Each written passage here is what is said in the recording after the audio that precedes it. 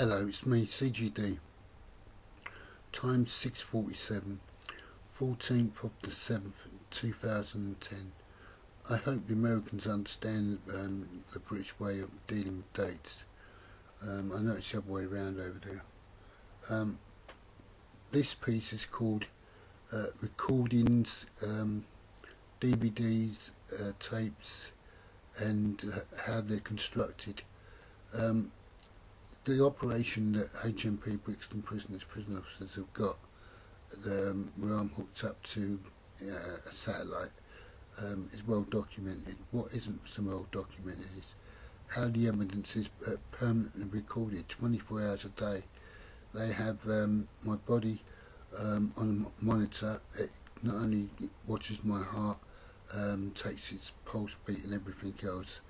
They actually watch other functions within my body, ones that wouldn't necessarily be visible, but because of the use of this technology they're able to do that and record those functions. So for example, if I'm excited or in a state of anxiety, they will see my blood pressure increase on their monitor. Also they're able to x-ray through me to see if there's anything internal or external for that matter. They have an infrared system as well, a bit like Heat Seeker. When people go missing, they have to go around scanning for their bodies. All of this is recorded and is planned or being used to manufacture evidence for any potential future court case, like my heart attacks that I've had. The prison officers are going to argue, well, no, he didn't actually have them. But how can they? They weren't on the scene at the time. It's the ambulance people that were. That's just one example. But it's the audio and visual that's more important. What I see and hear and what I say is being recorded, and in a super streaming process, but it can be held back and re-recorded, not in its original sense, but from DVD to DVD after the original recording, and the same in the audio format, whether it be in tandem with the DVD or separate. It's all about basically manipulating and fabricating evidence. This particular process of editing suite they have access to, it's very, very sophisticated. They can manufacture background scenes like the one you're seeing now, from scratch. They have some very talented artists and very clever people who write and can forge signatures and that. What they actually do is when you write something down, because of how this works, they copy it.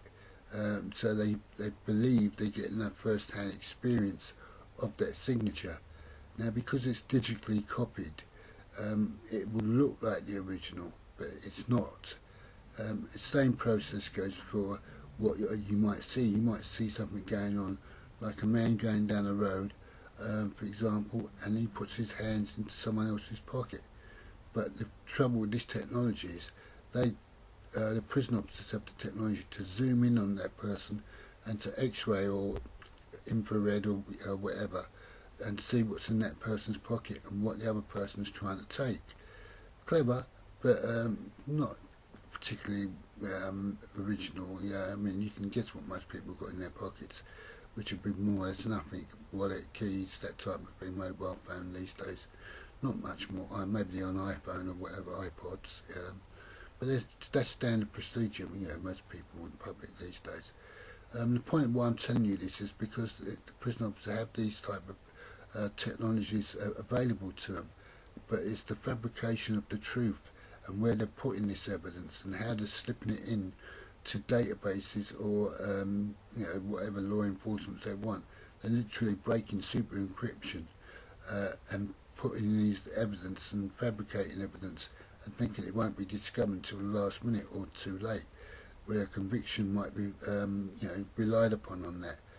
Also they have the ability to break into banks using this super encryption to get money out, transfer money out. It's a bit like the old slicing the halfpenny off job. Everyone knew what went on, and we know how the scam works. Well, these lot think they're clever and very sophisticated in how to conspire to money laundering. You know, nothing new. They can just break into anywhere they like and transfer money over and think they'll get away with it, and hide money. But that's what ties them to this, part of a scene of a crime is this sort of technology and procedures they use. There's multiple crimes are going on here with them. But, I'll come back and address some of these in another piece. Thank you.